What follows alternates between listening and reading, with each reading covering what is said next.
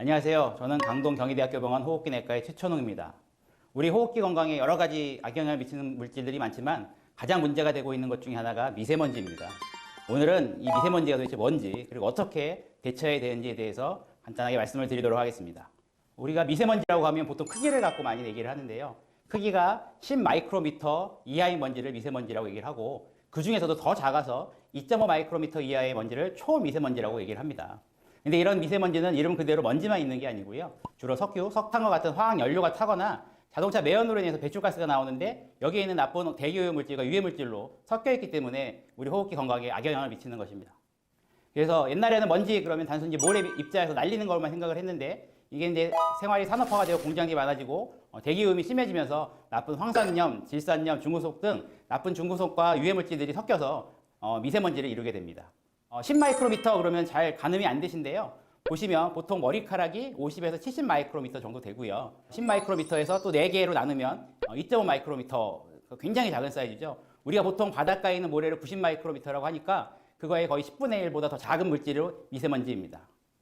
이게 왜 문제가 되느냐? 우리가 이제 크기가 작으면 보통은 우리 몸에는 먼지를 걸러내는 기능이 있습니다. 코에 코털도 있고요. 점막도 있고 이런 기본적인 우리 몸에 있는 자정작용을 걸러지는 크기가 10 마이크로미터 이상입니다. 근데 10 마이크로미터 이하로 작아지게 되면 이게 자정작용으로 걸러지지 않고 코나 입을 통해서 깊숙이 들어와서 폐나 기관지까지 해서 영향을 미치게 되는 것입니다. 우리가 그동안 이제 미세먼지 그러면은 중국에서 넘어오는 것 때문에 중국이 문제구나라고 생각을 하지만 실제로 많은 양을 보면 주로 나오는 것이 자동차 연소, 건설 기계, 또 냉난화 발전소 이런 이제 산업화되는 매연에서 많이 나오고 있고요. 그 중에서 국외 부분은 30에서 50% 정도 차지한다고 되어 있습니다. 거꾸로 얘기하면 중국이나 이런 쪽에서 들어오는 게 30에서 50%면 우리 국내에서 발달하는 게 50%에서 70%가 된다고 하기 때문에 우리가 이제 중국이나 외국 탓만 할 게 아니라 우리나라 자체에서 만들어진 미세먼지도 관리를 해야 된다는 얘기입니다. 또 하나가 요즘의 문제가 미세먼지, 그럼 이제 실외 미세먼지만 생각을 하시는데요.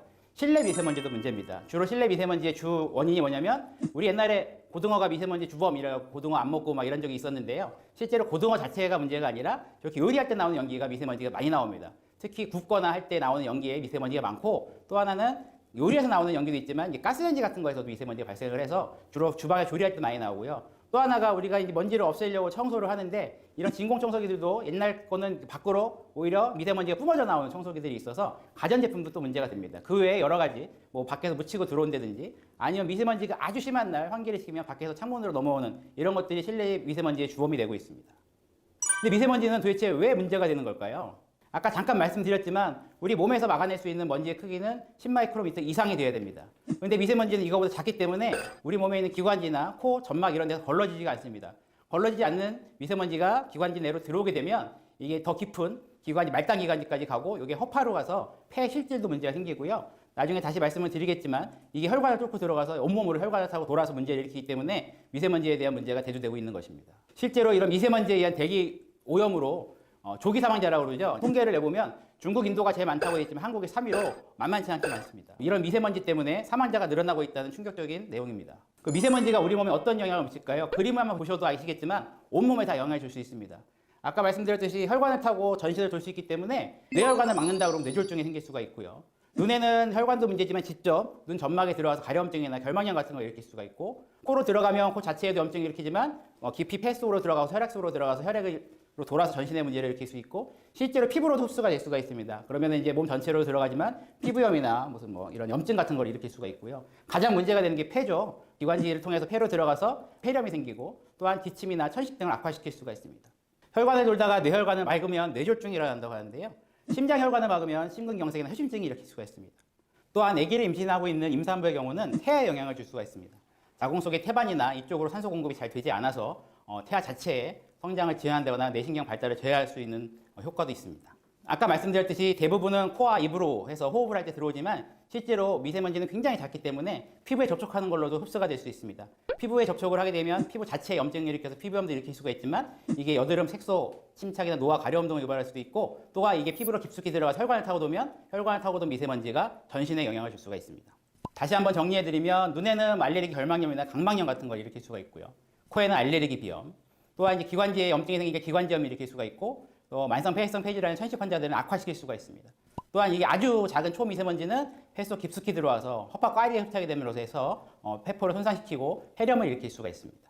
그럼 실제로 이게 환자들을 늘리는지를 조사한 내용이 있습니다. 보시면 미세먼지의 농도가 10마이크로그램 이상 증가를 하면 환자 증가를 봤을 때 외래 환자로 보면 호흡기 질환 환자가 제일 많죠. 만성 폐회성 폐질환 천식 환자들이 늘어나고 입원 환자의 경우에도 급성 기구 환자나 천식, 협심증, 심근경색증 등의 환자들이 늘어난다고 보고를 하고 있습니다.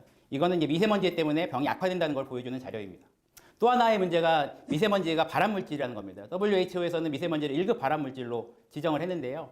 실제로 2010년도 통계를 내보면 전체 남성 폐암 환자는 약간 36%밖에 증가하지 않는 반면에 여성 폐암 환자는 한 66% 증가한 걸로 나타났는데 더 충격적인 게 뭐냐면 우리가 옛날에는 폐암이 주로 담배 피워서 생긴다고 했는데 여성 폐암 환자의 80% 이상이 흡연 경력이 없는 것입니다.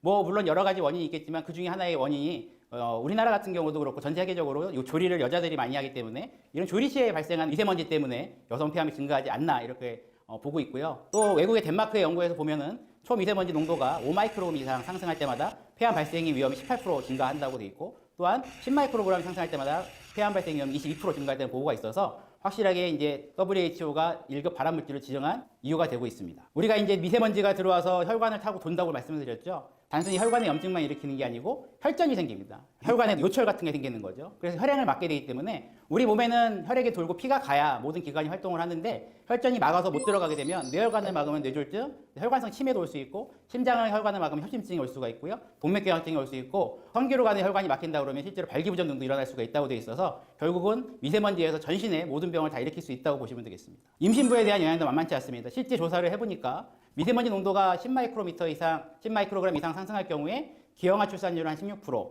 저체중아 출산율은 7%, 조산이나 사산율 8% 정도 증가한다고 되어 있어서 모든 분들이 다 조심을 해야 되겠지만 임신부의 경우에는 더욱더 주의가 필요한 상황입니다. 이런 게 나타난 이유는 폐하의 성장이나 발달을 저하하고 자궁의 혈액순환을 저하시키기 때문입니다.